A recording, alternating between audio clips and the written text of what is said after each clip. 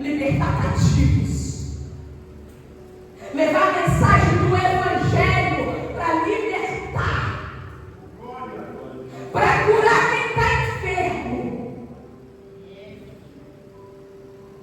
E Jesus ele está dizendo: se cumpriu aqui, hoje, agora, essa palavra.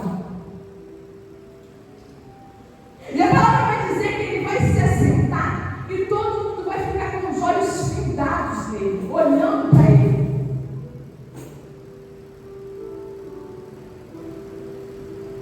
E o povo começa a dizer um para o outro, começa um murmurinho dentro da igreja, dentro da sinagoga: ué, mas não é esse o filho de José? Não é esse o filho de Maria?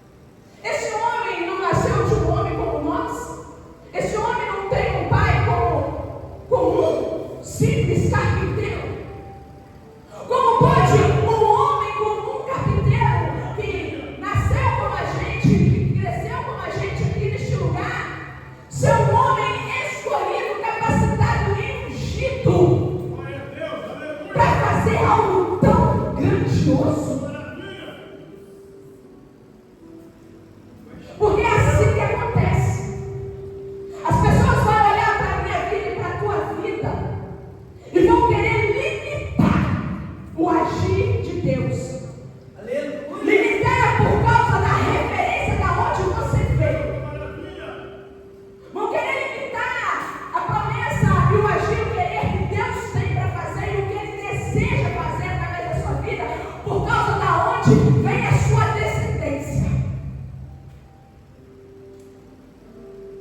Eles olham para você, olham para a promessa e uma coisa não combina com a outra. É o que aquele povo está fazendo. Uma profecia de Isaías se cumpriu na vida deste homem. E aí você sabe o que eles vão fazer? Vai levantar um murmurinho, eles vão ficar tudo eufóricos. Porque Jesus vai começar a pegar e vai dizer: realmente um profeta não é bem-vindo dentro do seu próprio lar, não é reconhecido. É por isso que Elias, quando estava passando fome, teve que ir para uma outra cidade ser alimentado por uma viúva lá, muito longe. E ele vai começar a falar, vai começar a ministrar, mostrando para aqueles homens que eles não são tão bons como eles achavam que eram, que eles são um bando de incrédulos. Aí você sabe o que o povo vai fazer? Em vez de acreditar na mensagem, em vez de receber a mensagem, em vez de regocijar no privilégio que eles estão tendo, eles vão planejar matar Jesus. Matar.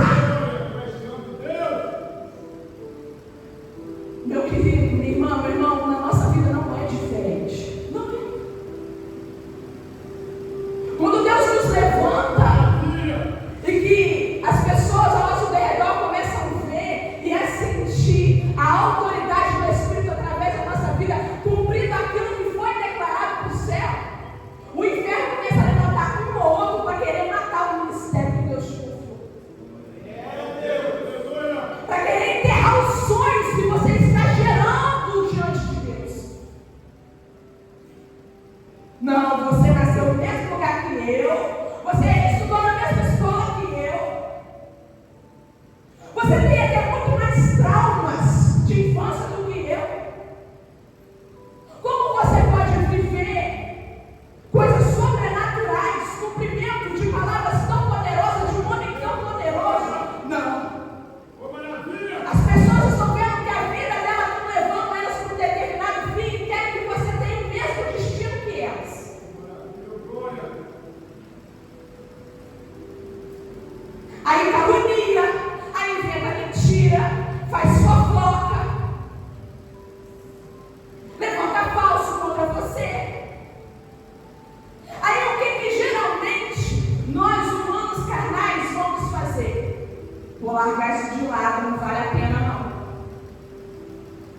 Ministério?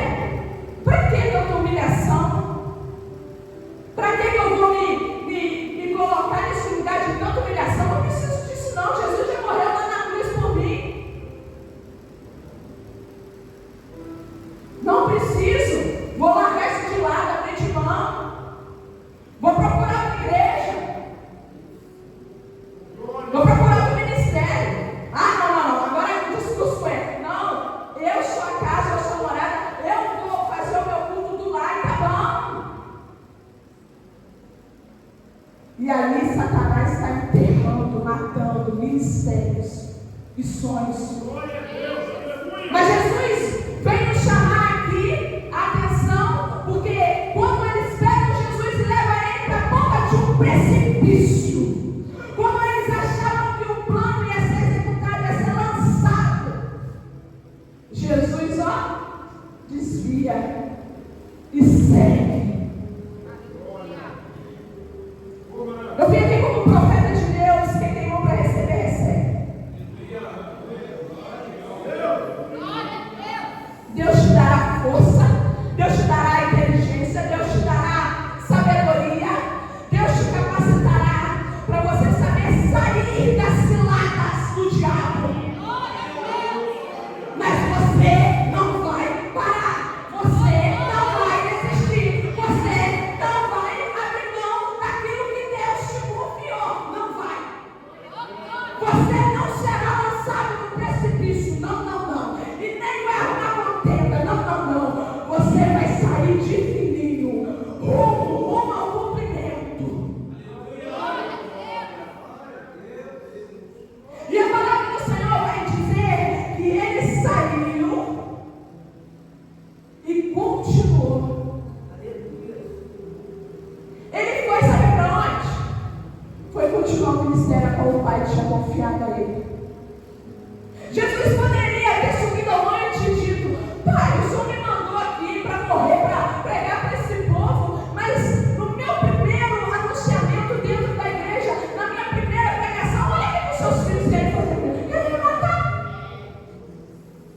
Mas Jesus não, Jesus persevera. Se aqui não aceitam, se aqui não querem ouvir a minha mensagem, tiro a poeira do meu pé e continuo. Aleluia! E Jesus vai entrar em outra sinagoga, vai pregar, e ali ele vai curar um homem, vai expulsar demônio de um homem, porque o Espírito Santo era sobre ele, e se o Espírito Santo é sobre ele, existe um propósito, e esse propósito precisa ser cumprido. E sabe quem está assistindo? Um homem chamado Pedro. Pedro vai ver o milagre.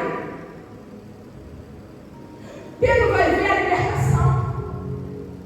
E Pedro sabe que dentro da sua casa há a sua sogra que está enferma,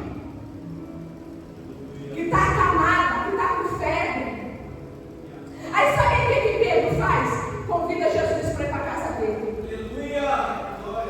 E Jesus, um homem que ministra no altar, mas também tem a humildade de sair da igreja e continuar fazendo a obra lá fora, que continua com a sua humildade e sabendo que fazer milagre, manifestar o poder do Espírito Santo não é só um quarto parede, não.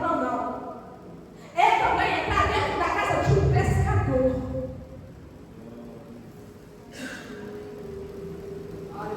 E ali, vocês conhecem, Jesus vai colocar a mão nela, a febre vai embora. Ela vai levantar e vai começar a servir. No outro dia, sabe o que acontece? Jesus vai pregar nas beiras do rio da Galileia e vai chegar Pedro com o seu barquinho vazio. Porque ele pescou a noite toda e não pegou nada. E Jesus continua a pregar. Porque agora há um povo que está escutando a mensagem, porque o povo não quer só receber cura, mas quer ouvir o que ele tem para dizer também. Jesus sobe no barco, prega no barco de Pedro. Manda Pedro voltar, Pedro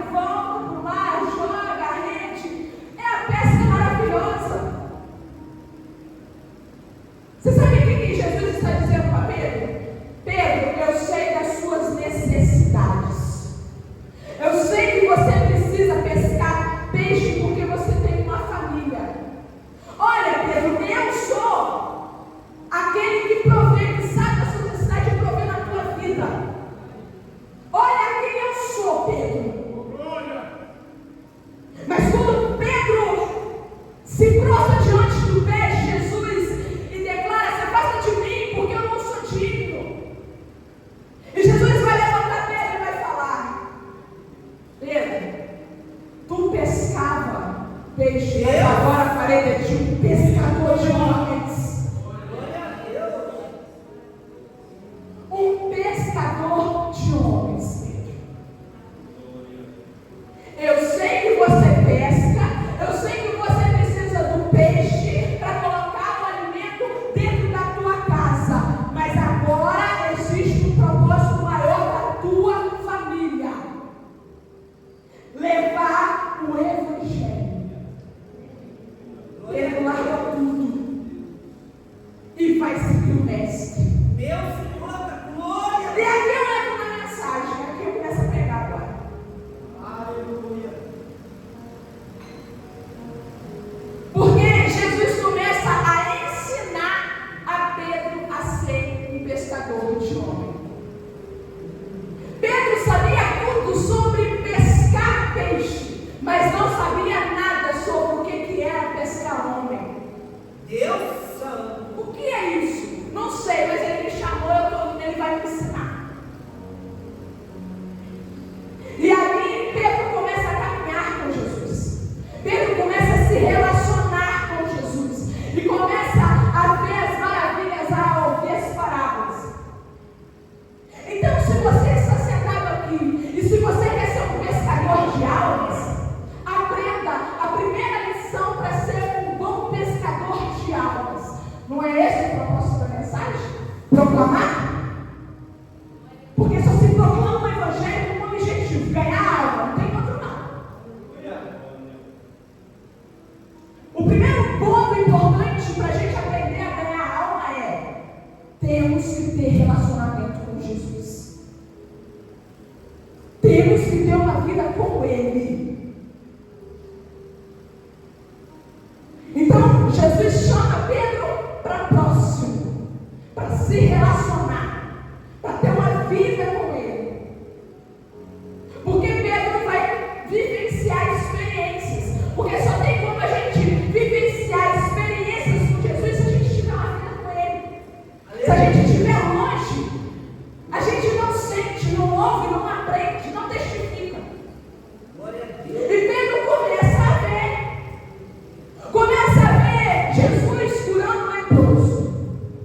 Pedro começa a ver os surdos ouvindo, os cegos vendo. Então, peraí, aquilo que ele falou lá na sinagoga, ele vive aqui fora. Então, peraí, ele não só fala, ele vive o que ele fala. Glória a Deus! Então, se eu quero ganhar alma para Jesus, eu tenho que andar com Jesus e eu tenho que viver aquilo que eu quero. Jesus já está dando uma lição para mim. Eu falei que viria para curar os enfermos, e eu estou curando. Pedro vai caminhar e vai viajar de cidade em cidade, de aldeia em aldeia. E nenhuma dos seus caminhos vai ser necessário passar por Samaria, e Pedro vai ver Jesus tendo diálogo com uma mulher samaritana. Aleluia! Ele está vendo, ele está aprendendo. Jesus, um judeu que para conversar, para gastar o seu tempo se relacionando e conversando com uma mulher pecadora, miserável, desprezível. Aprenda, Pedro. Se você quer ganhar alma, se você quer ser pescador de almas, de homens, aprenda que você vai ter que parar. Às vezes a tua vida vai sentar do lado de alguém que você acha que é pecador, que é desprezável, que não vai dar em nada para poder proclamar o evangelho.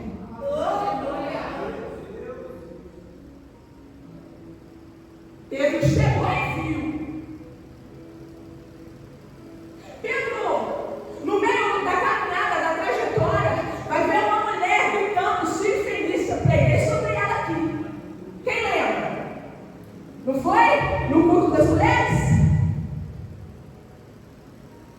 Estrangeira, idólatra, está gritando, filho de Davi, tem misericórdia de mim.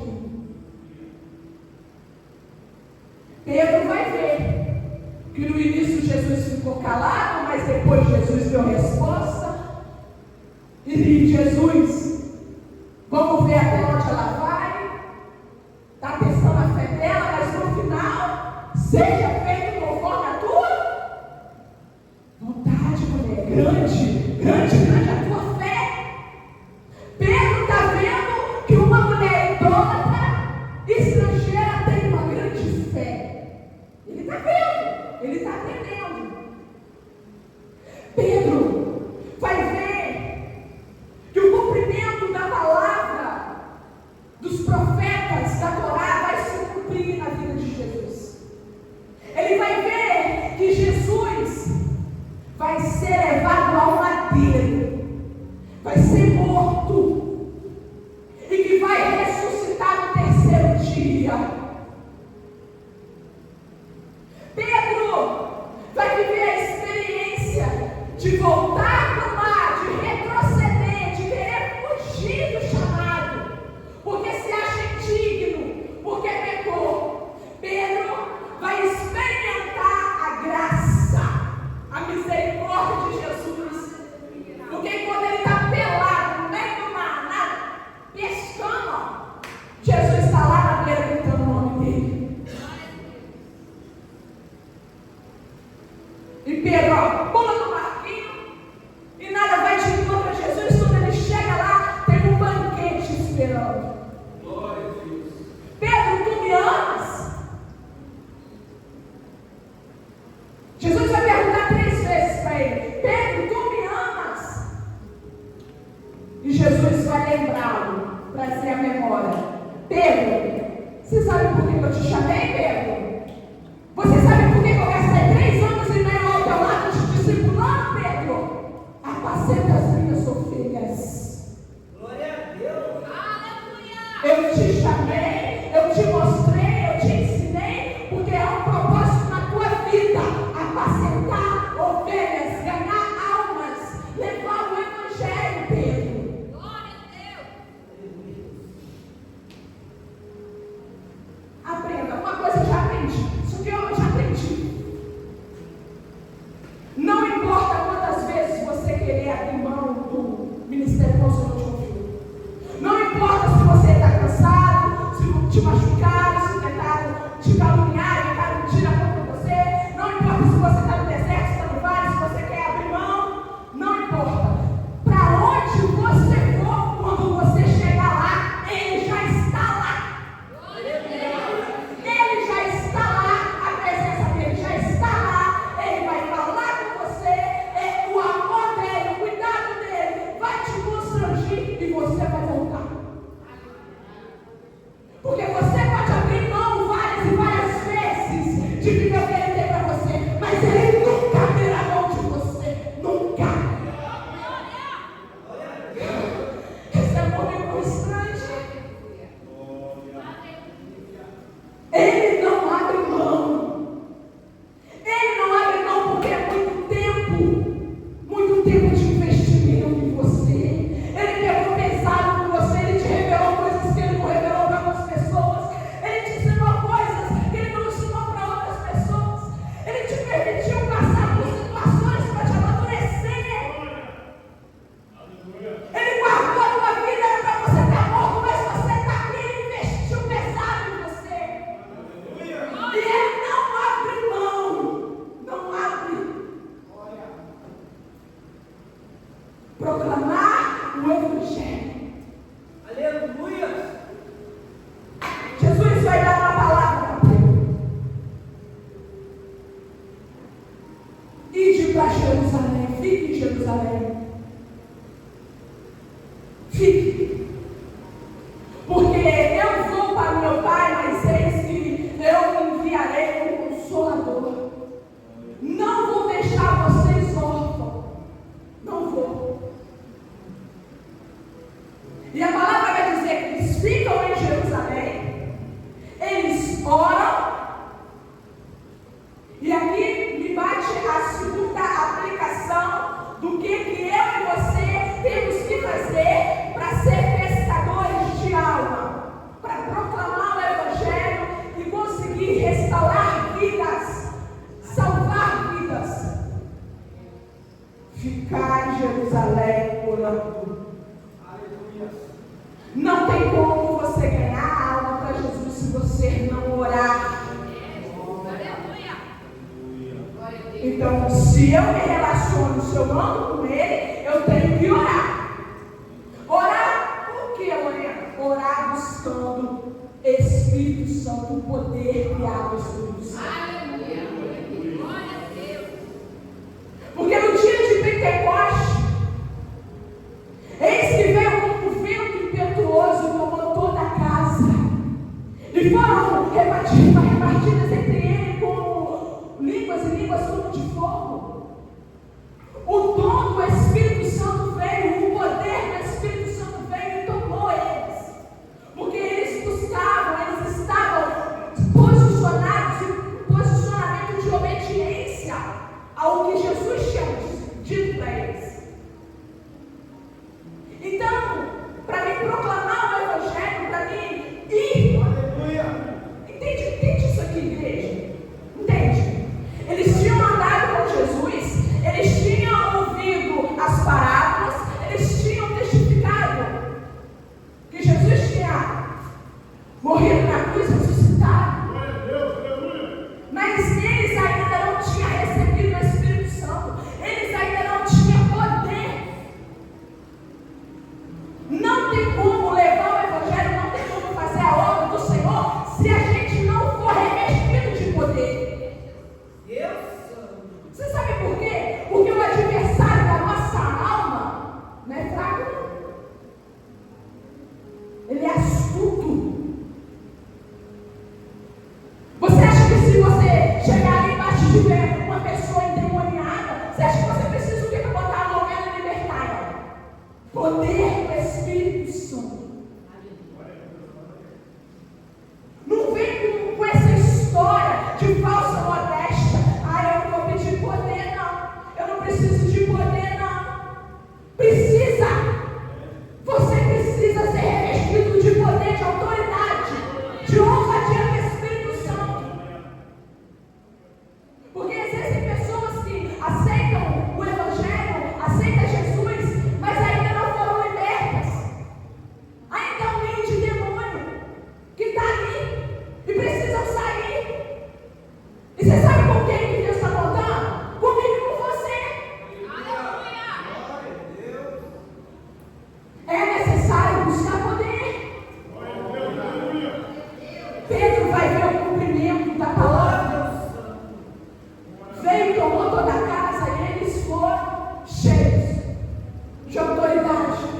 Pedro vai pregar. Milhares de pessoas vão se render, vão acreditar na mensagem. Muitas pessoas vão ser batizadas. Pedro vai passar e a sombra dele vai curar. Olha que maravilha. Aleluia. Glória a Deus. Pedro, até ali, está pregando para um povo judeu, para um povo cristão. Está sendo fácil. Está sendo fácil para Pedro pregar para quem conhece. Para mim é fácil subir aqui no altar e trazer essa mensagem para um povo que conhece o que eu estou falando. Não é muito difícil.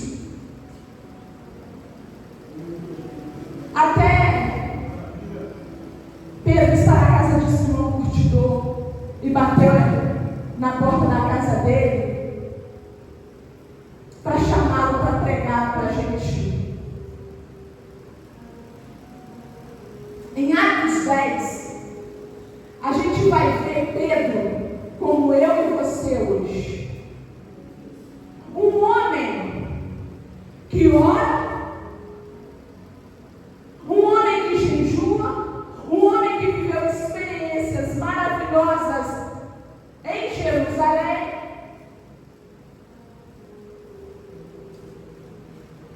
Mas aí Pedro vai ter fome. E Deus vai dar para ele uma visão. A visão é: desce do céu como um lençol, um diante dele, dentro desse lençol, tem aves, tem répteis, tem animais que rastejam.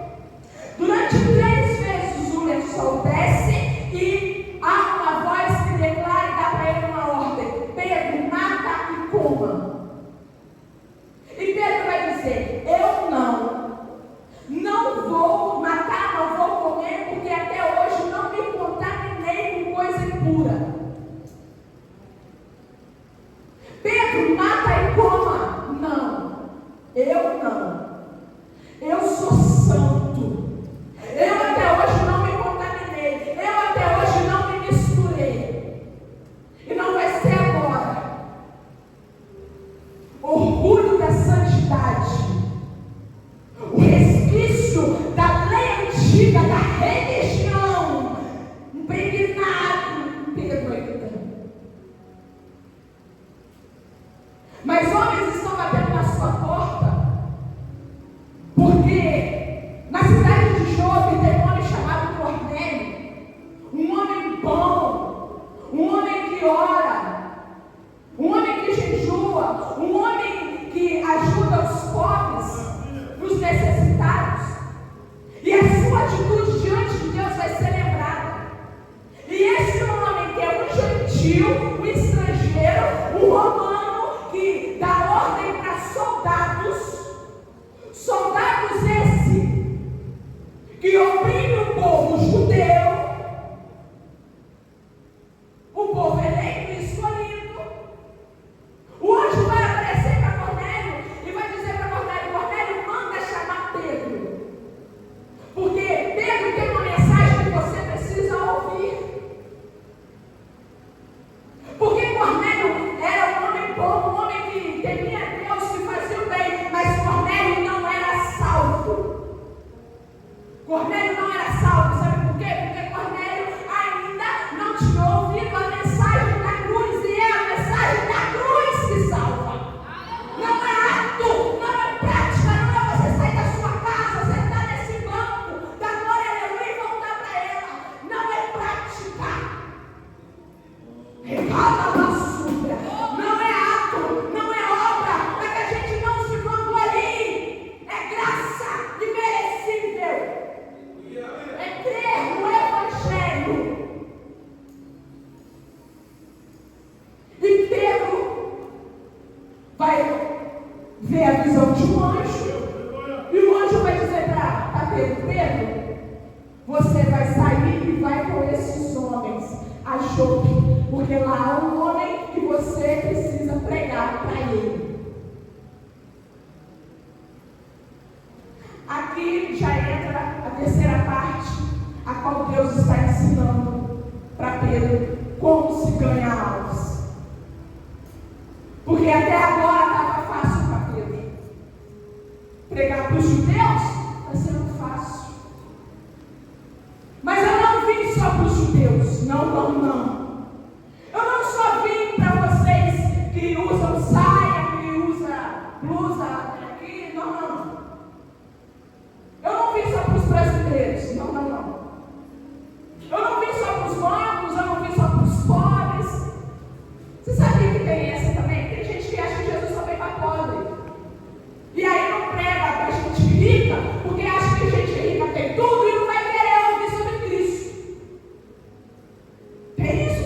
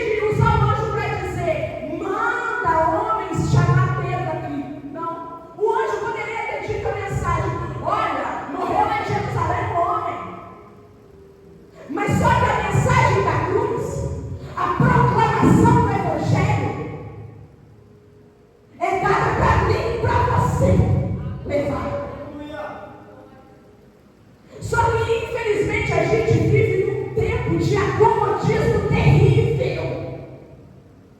Terrível. Em que a gente olha para uma pessoa que precisa ser salva, que precisa ser curada, que precisa ser liberta, em vez de a gente colocar a mão e mandar Satanás embora, a gente vai para casa e vai falar, vou orar por ela. Somos covardes. Você sabe por quê? Porque a gente não acredita mais no poder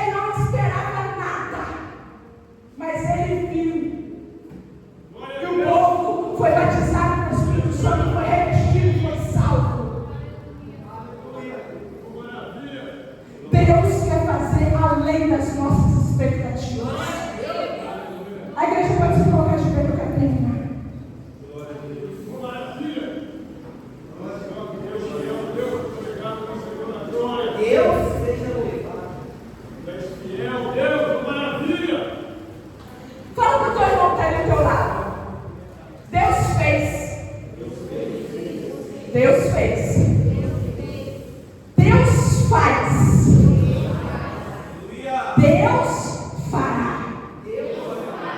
Olha, vocês entenderam? Deus fez lá em Jerusalém. Deus fez em Jope.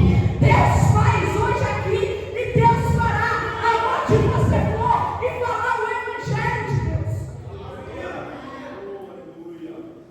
Deus fará.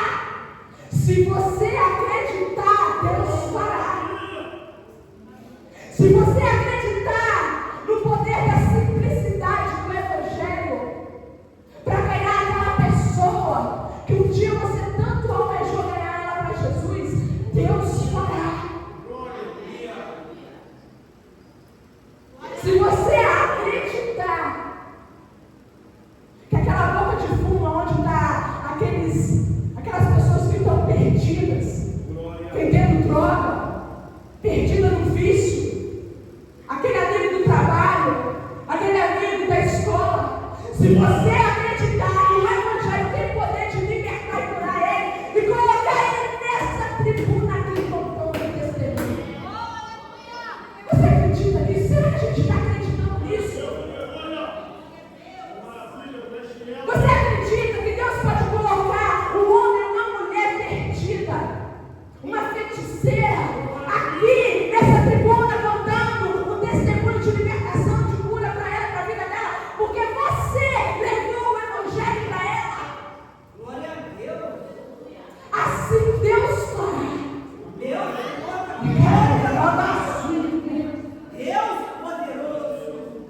Deus fará. Se eu e você acreditar no poder do Evangelho. Porque se a gente não acreditar, a gente não fala, a gente não faz, a gente se omite, a gente se acovarda, a gente apenas vira pessoas crentes com práticas religiosas.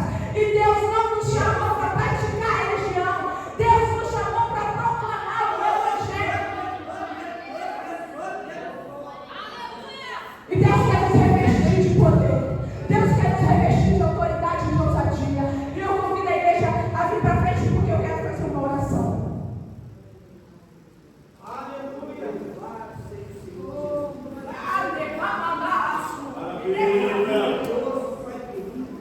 Glória. Ei, come on, Oh, Espírito Santo, vai te o Senhor fez, Pai, o Senhor faz, o Senhor fará. Me mande calçui.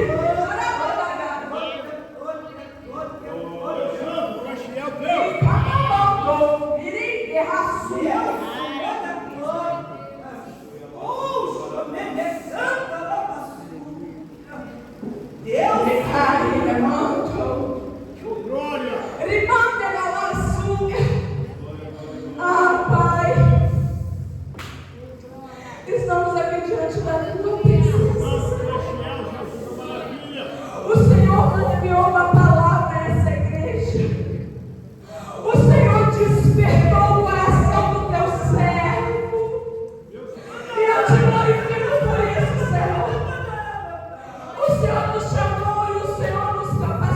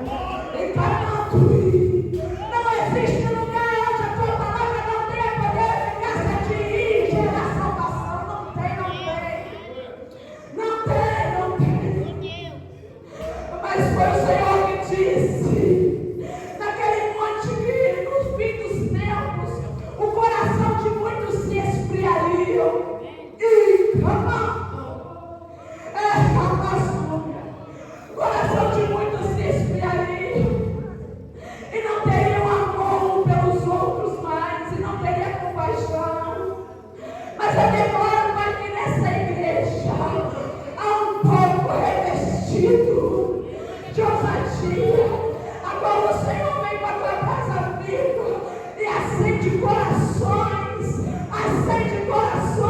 para amar o próximo como a si mesmo. Porque se eu amo o próximo como a mim mesmo, eu não quero ir para o céu sozinho, não. Eu não quero só que a minha vizinhança, ou só a minha família seja salva, não. Ah, Pai, eu vou desejar até aqueles que me apontam sejam salvos pela tua palavra. Eu vou querer, Pai, que aqueles, Senhor, que armaram contra mim sejam alcançados pelo teu evangelho. Eu creio no poder que há no teu evangelho. Ah, Senhor, não nos permita que sejamos levados pelo sistema. Não. Levai a mão. Não permita que sejamos levados, Pai, pela rotina que nos oprime e nos cansa. Não. Que canto, ele amassa o merecai. Coloca, Pai, desperta na nossa mente, na nossa alma, a alegria e o gozo, Pai, de trazer vidas para a tua presença. Ah, Senhor, que sejamos pessoas inconformadas em ver o mundo povoando o inferno e a igreja tão vazia. Eita, mamonto, recaçuia. Há espaço em nossas igrejas, Senhor, e a falha é nossa. Então eu te peço, tenha misericórdia de nós, nos revista de autoridade, de poder, de desejo de buscar a tua face, para estar capacitados, Senhor. Queremos estar capacitados, queremos ver, Pai, o cumprimento da tua palavra, quando o Senhor disse: eis que vocês irão e farão sinal maior do que esses. Senhor, que possamos ver sinais de cura, sinais de libertação, de poder, que possamos ser homens e mulheres prontos para viver e fazer a tua vontade, de estar no centro do teu querer. Senhor, eu declaro que na via de vida, Senhor, o Senhor está levantando homens e mulheres, servos, crianças, adolescentes e jovens, que irá saquear o inferno e povoar o céu. Pai, o que eu te peço e declaro no nome de Jesus, no nome de Jesus. Pai, vai descer a oportunidade. Glória a Deus. Você pode aplaudir ao Senhor Jesus nesta noite. Aleluia. Que Deus te possa abençoar grandiosamente a nossa irmã Helena. Obrigado pelo atender nosso convite. Que o Senhor